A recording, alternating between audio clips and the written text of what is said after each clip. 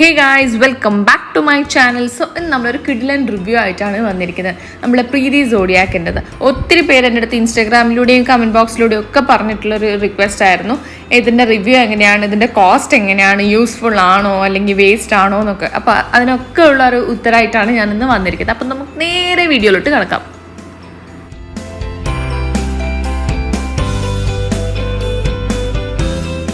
ഇതാണ് നമ്മുടെ പ്രീതി zodiac mixer grinder. So ഇതിൽ നമുക്ക് താഴെ കുറേ ഇൻഡിക്കേറ്റേഴ്സ് കാണുന്നത് നോർമൽ മിക്സിനെക്കാട്ടിലും നമുക്ക് ആ സെൻറ്ററിൽ കാണുന്ന ഒരു ലൈറ്റാണ്, ഒരു റെഡ് കളർ ലൈറ്റ് കത്തും ഓവർലോഡ് ആകുമ്പോൾ.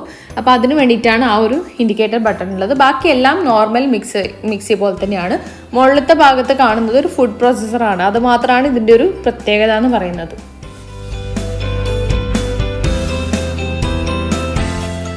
ഈ ഒരു കംപ്ലീറ്റ് സെറ്റ് പ്രീതി സോഡിയാക് മിക്സർ ഗ്രൈൻഡറിൻ്റെ കംപ്ലീറ്റ് സെറ്റാണ് നമ്മളിപ്പോൾ ഡിസ്പ്ലേ ചെയ്തിരിക്കുന്നത്. അതിൽ ഫസ്റ്റ് വൺ ആണ് നമ്മളുടെ ഫുഡ് പ്രോസസ്സർ. പിന്നെ താഴത്തുള്ളതെല്ലാം ഗ്രൈൻഡിങ് മിക്സി തന്നെ, സാധാരണ നമ്മളുടെ വീട്ടിലൊക്കെ മുന്നേ യൂസ് ചെയ്തിട്ടുള്ള ടൈപ്പ് തന്നെ.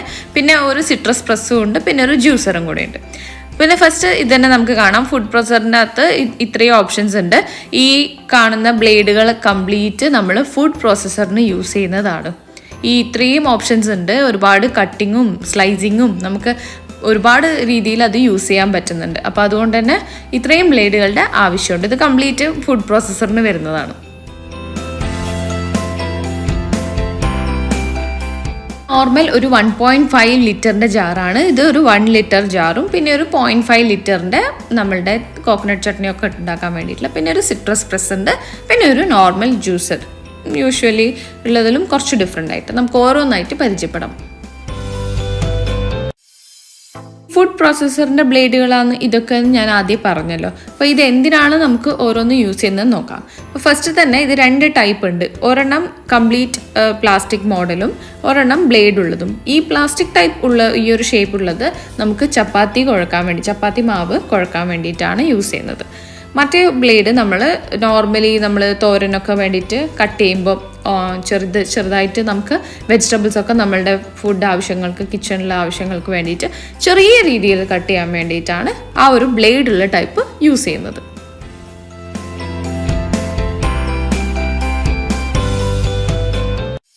ഐറ്റം കോമൺ ആണ്, എല്ലാം യൂസ് ചെയ്യണമെങ്കിലും നമുക്ക് ഈ ഒരു സെൻറ്ററിലുള്ള ഒരു സ്റ്റിക്ക് മാതിരിയുള്ള ഈ ഒരു സാധനം എന്തായാലും വേണം.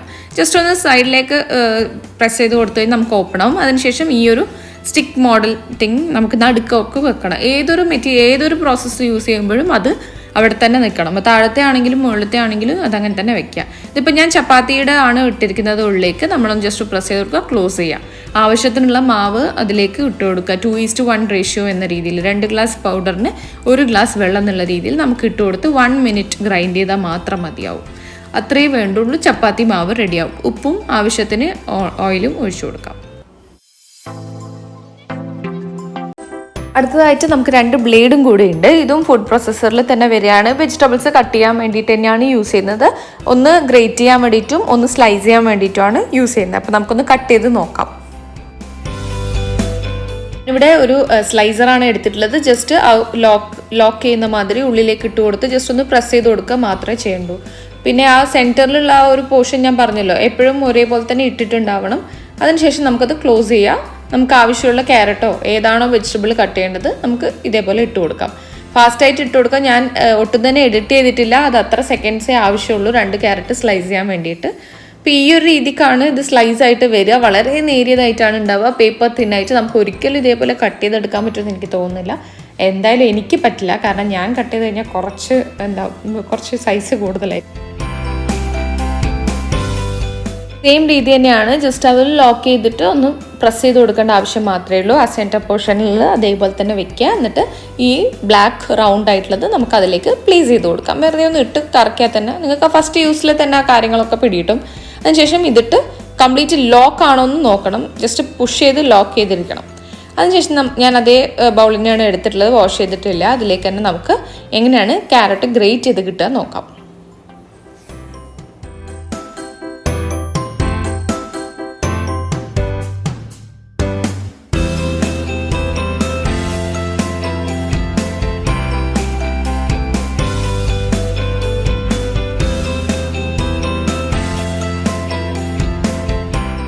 30 സെക്കൻഡ്സിൻ്റെ താഴെ മാത്രമേ ഈ ഒരു 1 kg ക്യാരറ്റ് കട്ട് ചെയ്യാൻ വേണ്ടിയിട്ട് എടുത്തിട്ടുള്ളൂ. ഗ്രേറ്റ് ചെയ്താണ് ചെയ്തിട്ടുള്ളത്. നമ്മൾ കൈവച്ച് കട്ട് ചെയ്താൽ എന്തായാലും ഈ ഒരു ടൈമിൽ നമുക്ക് കട്ട് ചെയ്തെടുക്കാൻ പറ്റില്ല.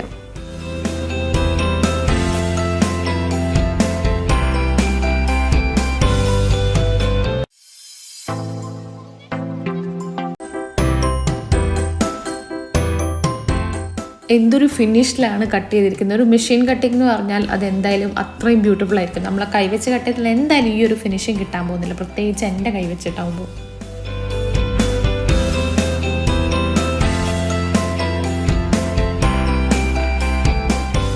ഒരു രീതിക്ക് തന്നെ നമുക്കൊന്ന് ഉള്ളി ചെയ്ത് നോക്കിയാലോ. വാ. അപ്പോൾ ആദ്യം തന്നെ നമുക്ക് ഉള്ളി ഒന്ന് സ്ലൈസ് ചെയ്ത് നോക്കിയാലോ എങ്ങനെയുണ്ടാകുന്നു. വളരെ നേരിയതായിട്ട് തന്നെയാണ് ഇപ്പോൾ സ്ലൈസ് ചെയ്ത് കിട്ടിയിട്ടുള്ളത്. ഇപ്പോൾ നമുക്ക് ബിരിയാണിക്ക് വേണ്ടിയിട്ടോ അല്ലെങ്കിൽ സാലഡ് ആക്കാനൊക്കെ വളരെ യൂസ്ഫുള്ളാണ്. നല്ല നേരിയതായിട്ടാണ്, അടിപൊളിയായിട്ട് തന്നെ കിട്ടിയിട്ടുണ്ട്. ഇനി നമുക്ക് ഇതൊന്ന് ഗ്രേറ്റ് ചെയ്യുന്നതിലിട്ട് നോക്കിയാലോ എങ്ങനെയുണ്ടാവും നോക്കാം അല്ലേ.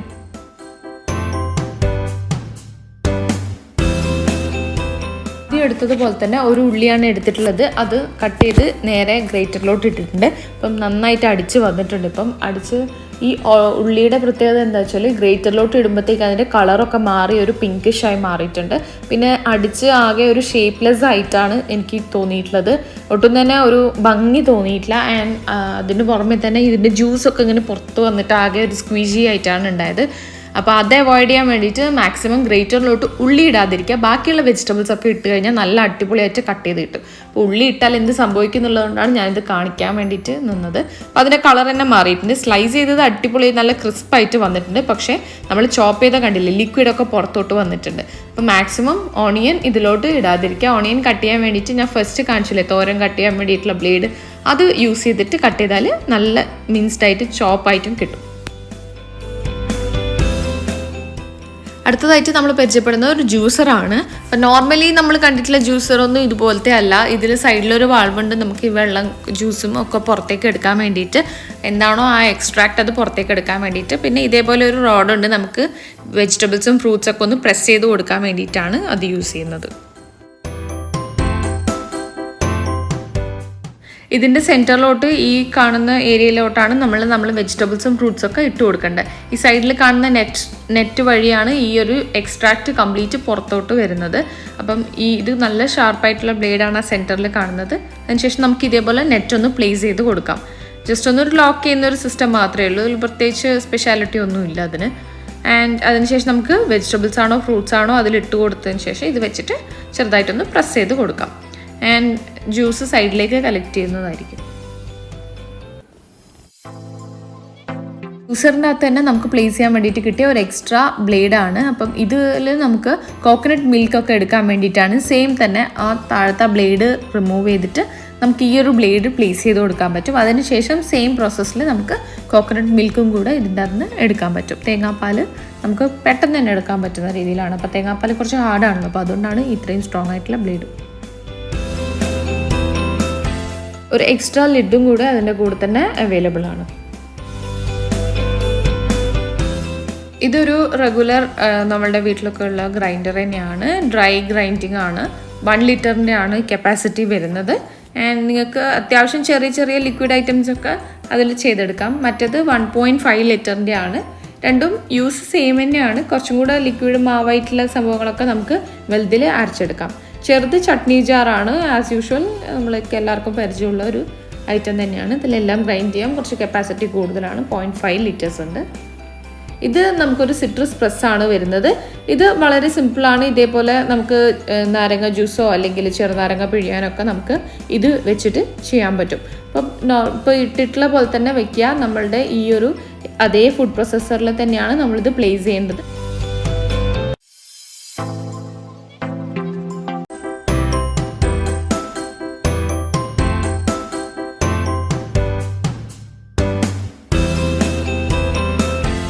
ഇത് ജാറ് നേരെ കണക്ട് ചെയ്തതിന് ശേഷം നമുക്ക് ഓൺ ചെയ്തതിന് ശേഷം മാത്രം ഓറഞ്ച് വെച്ച് പ്രസ് ചെയ്ത് കൊടുക്കുക. കുട്ടികൾ ഹാൻഡിൽ ചെയ്യാതിരിക്കുന്നതായിരിക്കും കുറച്ചും കൂടെ ബെറ്റർ.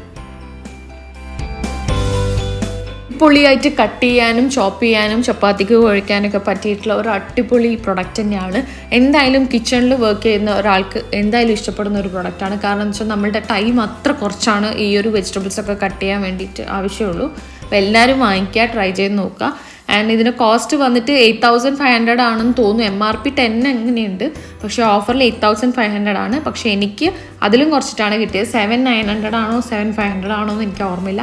ആ ഒരു റേഞ്ചിലാണ് കിട്ടിയിട്ടുണ്ടായിരുന്നത്. അപ്പം കുറേ പ്രൊഡക്ട്സ് വാങ്ങിച്ചുകൊണ്ടാണ് അങ്ങനെ കിട്ടിയത്. അപ്പം നിങ്ങൾ ട്രൈ ചെയ്യുക. എവിടെയെങ്കിലുമൊക്കെ ഓഫർ ഉണ്ടാവും, കൊറോണ ഒക്കെ അല്ലേ.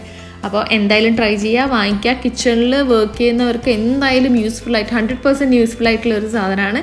അപ്പോൾ പ്ലീസ് ഡു കമൻറ്റ്. നിങ്ങളുടെ ഇഷ്ടങ്ങളും അനിഷ്ടങ്ങളും ഒക്കെ നിങ്ങൾക്ക് കമൻറ്റ് സെക്ഷനിലൂടെ പറയാവുന്നതാണ്. ഈ വീഡിയോ ഇഷ്ടപ്പെടുവാണെങ്കിൽ ഫ്രണ്ട്സിനും ഫാമിലിക്കും ഒക്കെ ഷെയർ ചെയ്ത് കൊടുക്കുക. And thank you so much for watching. By.